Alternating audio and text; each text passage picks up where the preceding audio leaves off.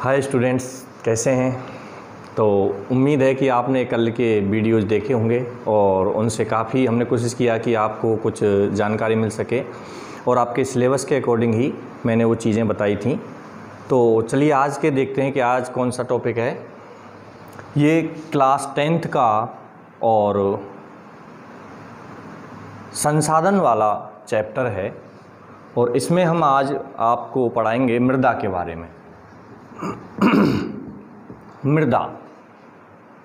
मृदा जिसको हम सॉइल कहते हैं इंग्लिश में, मिट्टी, और ये ऐसा संसाधन है कि इसी पर ही पूरी मानव जात का जीवन आधारित है। हम मिट्टी के ज़रिए ही अपना खाद्यान्न उत्पादन करते हैं और इसी मिट्टी पर ही हम अपनी अन्य गतिविधियां संपन्न कर पाते हैं। तो हम देखते हैं कि मिट्टी जो सॉइल है, मृदा है, वो कैसे बनती है, कितने प्रकार की होती है, हमारे भारत में कौन सी मिट्टी किस जगह पर किस प्रकार की पाई जाती है, इस प्रकार हम आज इसमें देखेंगे। मृदा संसाधन है, यानी संसाधन मैंने आपको बता दिया है कि संसाधन मानवीय संसाधन होते हैं और प्राकृतिक संसाधन। तो मृदा एक नेचुरल रिसोर्स है, यानी प्राकृतिक संसाधन है जो हम खुद नहीं बनाते हैं इसको, और ये हमें प्रकृति के द्वारा प्रदान किया हुआ संसाधन है। तो ये नवीनीकरण का मतलब होता है ऐसे संसाधन जिनका हम नवीनीकरण कर सकते हैं या नवीनीकरण होता रहता है, यानी नई बनती रहती हैं जो चीज़ें, उनको हम नवीनीकरण संसाधन कहते हैं। तो मिट्टी खुद ब खुद बनती रहती है, नई मिट्टी बनती रहती है, पुरानी मिट्टी फिर से नई मिट्टी बनती रहती है। तो ये नवीनीकरण संसाधन है, यानी नई चीज़ बनने वाले संसाधनों में शामिल है ये। तो मिट्टी, अब सबसे पहले हम ये देखेंगे कि मिट्टी कैसे बनती है और इसमें क्या क्या चीज़ें चाहिए मिट्टी को बनने के लिए। मिट्टी को बनने के लिए सबसे पहले आपको जो चट्टानें होती हैं, इनका क्षरण होता रहता है, टूट फूट रहती हैं। ये भूमि की ऊपरी सतह पर जो होती हैं, एक तो चट्टान, दूसरा जीवाश्म अवशेष। जीवाश्म अवशेष का मतलब है जीवों के अवशेष, यानी चाहे जीव जंतु हों या मनुष्य हों या और किसी भी प्रकार के जो प्राणी हैं, उनको मरने के बाद जो अवशेष होते हैं वो मिट्टी बनने में सहयोग होता है। तीसरा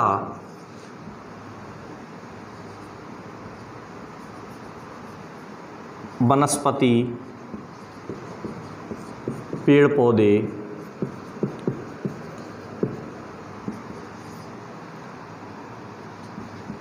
अन्य संसाधन, अन्य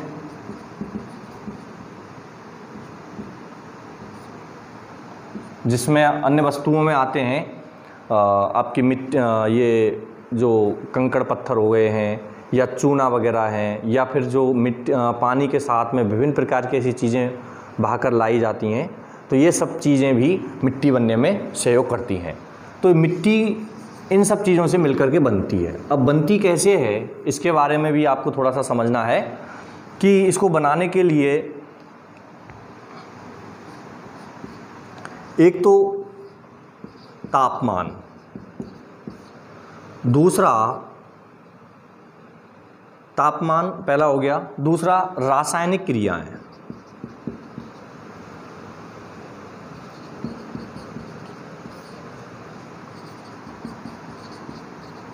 रासायनिक क्रियाएं, तीसरा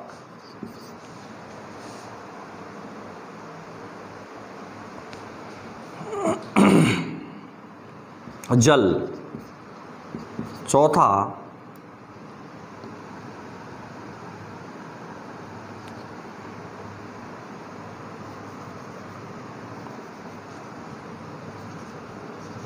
जलवायु, यानी तापमान से, जो तापमान होता है उसके माध्यम से ये चीज़ें जैसे जीवाश्म अवशेष हैं, चट्टान हैं, वनस्पति है, ये सब तापमान पाकर के अपना रूप बदलने लगती हैं और जिससे रासायनिक क्रिया संपन्न होती है। रासायनिक क्रिया के बाद में जैसे इनके साथ साथ जैसे जल मिलता है, जल का बहाव आ गया, जल मिल गया, उसमें तापमान भी मिल गया, तो उससे रासायनिक क्रिया होने लगती है। और साथ ही साथ जलवायु है, जलवायु का मतलब है जैसे कि कहीं पर ज़्यादा गर्मी है या बरसात है या फिर कहीं पर ठंड अधिक है, तो इन सब चीज़ से रासायनिक क्रियाएँ होती हैं। और कोई भी चीज़, जैसे कि आपने देखा होगा कोई पेड़ पौधे हैं या कोई जीव जंतु है, उसकी डेड बॉडी या उसका मृत शरीर का अवशेष है, वो कुछ दिन बाद में मिट्टी के रूप में बदल जाता है। तो ये कैसे संभव हुआ? वहाँ पर होकर के वर्षा का पानी आया होगा, तापमान भी आया होगा और इसके साथ साथ में उससे रासायनिक क्रियाएं हुई होंगी, उसके बाद में वो धीरे धीरे उसमें परिवर्तन आ जाता है। तो इस तरीके से मिट्टी बनती रहती है, नई मिट्टी का उत्पन्न होते रहता है। इसके लिए चट्टान, जीवाश्म से वनस्पति, अन्य वस्तुएं आती हैं और इनको मिट्टी बनाने में तापमान, आपका जल, रासायनिक क्रियाएं, जलवायु, इन सब के माध्यम से नई मिट्टी बनती रहती है। ठीक है, अब देखते हैं हम आपके चैप्टर के हिसाब से टॉपिक में जो है मृदा का वर्गीकरण, यानी मृदा का वर्गीकरण का मतलब है मिट्टी के प्रकार। वैसे मिट्टी अनेक प्रकार की होती है और उनका स्थानीय नाम भी होता है। कहीं पर जैसे भूरी मिट्टी बोल देते हैं, कहीं पर काली मिट्टी बोलते हैं, कहीं पर दोमट मिट्टी बोलते हैं, कहीं पर लाल मिट्टी बोलते हैं, इस प्रकार रेतीली मिट्टी बोलते हैं। तो इस प्रकार से अलग अलग नाम हैं और पूरे विश्व में, भारत में बहुत प्रकार की मिट्टी पाई जाती है। मिट्टी में जो गुण हैं या मिट्टी की जो विशेषता है वो वहाँ की जलवायु, तापमान के आधार पर जैसी मिट्टी बनी है और जो जलवायु है उसके आधार पर उसके गुण निर्धारित होते हैं। तो हमारे देश में भी 8-10 प्रकार की मिट्टी है। तो उनमें जो प्रमुख मिट्टी है वो देखते हैं। जलोढ़ मिट्टी, दूसरी है आपकी लाल पीली मिट्टी, तीसरी है आपकी काली मिट्टी, चौथी है आपकी लैटेराइट मिट्टी और पांचवी है आपकी पर्वतीय मिट्टी, छठवीं है आपकी मरुस्थलीय मिट्टी, मरुस्थलीय मिट्टी या रेतीली मिट्टी कह सकते हैं। तो इनका विस्तार से अध्ययन करेंगे हम, मरुस्थलीय मिट्टी। और इसके बाद में जैसे आपकी लवणीय मिट्टी भी रख सकते हैं और बनीय मिट्टी भी आती है। यानी मुख्य रूप से हमारे यहाँ ये मिट्टियाँ हैं, जलोढ़ मिट्टी है, काली मिट्टी है, लाल पीली मिट्टी है और मरुस्थलीय मिट्टी है, जो मुख्य रूप से हमारे यहाँ मिट्टी पाई जाती हैं। अब इसमें से हम एक एक मिट्टी का अध्ययन करेंगे कि कौन सी मिट्टी कहाँ पाई जाती है और उसकी क्या विशेषताएं हैं। तो सबसे पहले हम जलोढ़ मिट्टी को लेते हैं।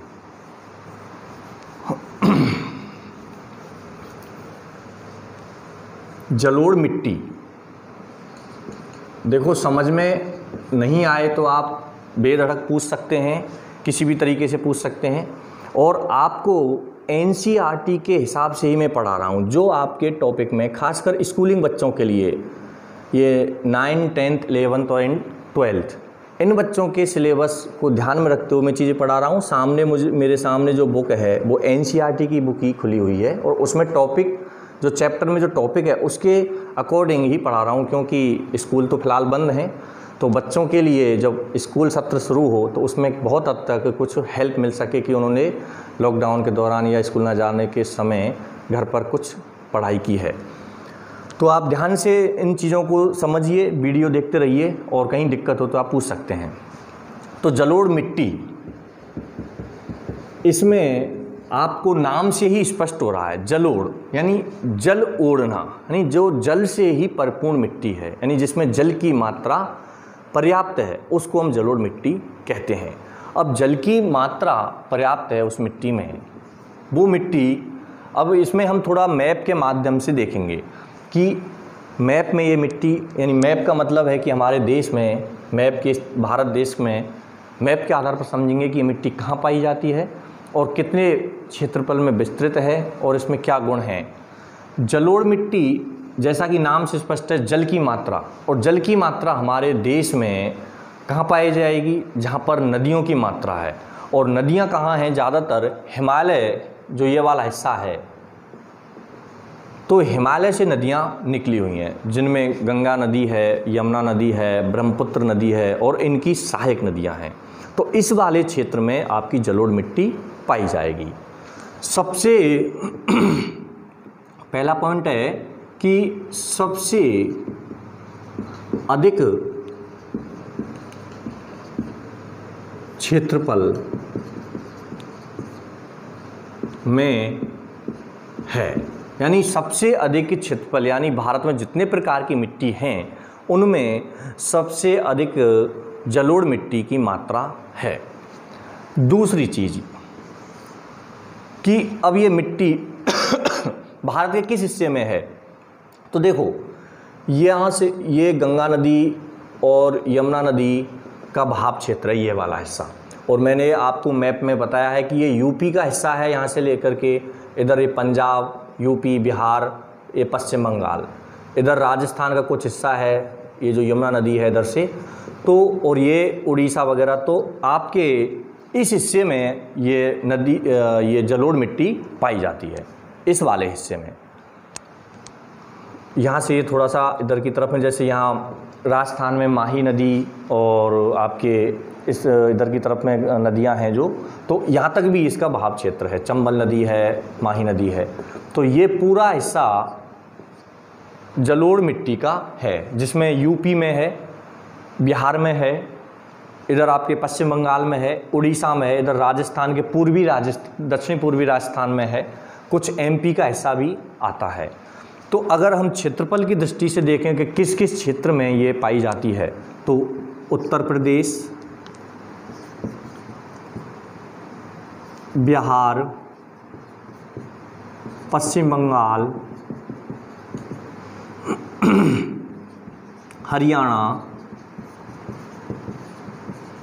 पंजाब वाले इस वाले हिस्से में भी पाई जाती है ये, क्योंकि उनमें भी सतलज नदी, ब्यास नदी और ये सब नदियाँ बहती हैं, तो उनकी सहायक नदियाँ भी हैं, तो वहाँ पर जलोढ़ की मात्रा है। पूर्वी राजस्थान और कुछ भाग गुजरात का भी आ जाता है इसमें, यानी इन राज्यों में ये मिट्टी पाई जाती है। कहाँ, यूपी, बिहार, पश्चिम बंगाल, हरियाणा, पंजाब, पूर्वी राजस्थान और गुजरात में। अब तीसरा पॉइंट देखते हैं इस मिट्टी में जो खास क्या बात है कि ये जो मिट्टी है इसमें नदियों के माध्यम से बहाकर लाई जाती है। तो नदियों के माध्यम से जब बहाकर आती है तो इसके जो मोटे कण हैं वो, यानी जब नदी में देखो ये नदी की बह रही है नदी, ठीक है, तो ये पहाड़ी इलाकों से जब ऊपर से आती है तो यहाँ पर बिल्कुल पहाड़ हैं, हिमालय पर्वत है, उसके एकदम नीचे उतरती, जहाँ मैदानी क्षेत्र में प्रवेश करती है, तो इसके साथ में मोटे मोटे कण बह के आते हैं मिट्टी के जो हैं, तो वो वहाँ पे जमा हो जाते हैं और महीन कण धीरे धीरे आगे पाए जाते हैं। तो इसके बहाव के जो हिमालय का नीचे का क्षेत्र है वहाँ पर मोटे कण पाए जाते हैं और जो आगे मैदानी क्षेत्र है उसमें महीन कण पाए जाते हैं। ये आपको समझने वाली बात है। इसके बाद में इस मिट्टी में जो खास बात यह है कि पोटास, फास्फोरस, ह्यूमस आदि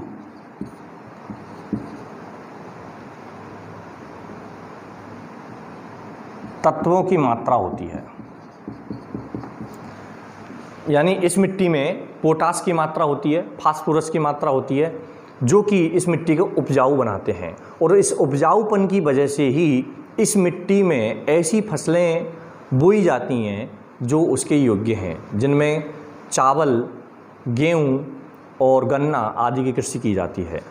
तो देखो, लिंक से आपको देखना है कि ये जलोढ़ मिट्टी कहाँ पाई जाएगी, जहाँ वर्षा अधिक है। और वर्षा अधिक है, साथ साथ में जो नदियों का बहाव ज़्यादा है वहाँ पर ये मिट्टी पाई जाती है। और नदियों का बहाव हमने पढ़ा है यूपी, बिहार, बंगाल, हरियाणा, पूर्वी राजस्थान इसमें ज़्यादा है। तो इन्हीं क्षेत्रों में जो पोटास फास्फोरस इसकी मात्रा इस मिट्टी में पाई जाएगी, और साथ ही साथ गेहूँ, चावल, गन्ना की खेती भी इन्हीं राज्यों में ज़्यादा पाई जाएगी। देखो यूपी में सबसे अधिक गेहूं की मात्रा होती है, धान की कृषि भी यूपी बिहार में की जाती है, चावल वगैरह ये सब, गन्ना की खेती भी इधर की जाती है। तो ये क्या मिट्टी की वजह से संभव है। तो अगला पॉइंट निकल के आया कि इस जलोढ़ मिट्टी में फसल कौन कौन सी की जा सकती है। तो फसल है गेहूं, चावल, गन्ना आदि। अब एक चीज़ और है इसमें समझने वाली कि जब ये मिट्टी बहकर आती है तो ऐसे तो ये जो नदियों के साथ में आती है तो नदियाँ आगे पानी बह के निकल जाता है, लेकिन मिट्टी इधर उधर फैली रह जाती है, जमा होती जाती है। ठीक है, तो उसमें कुछ जैसे कि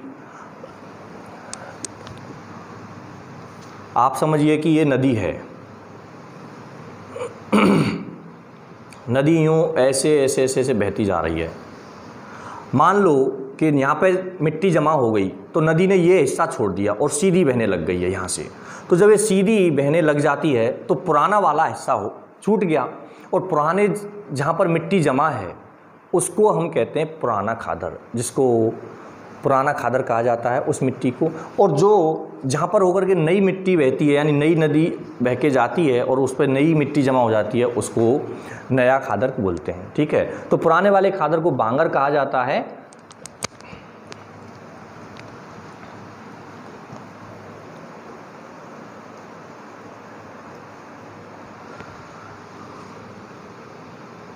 पुरानी मिट्टी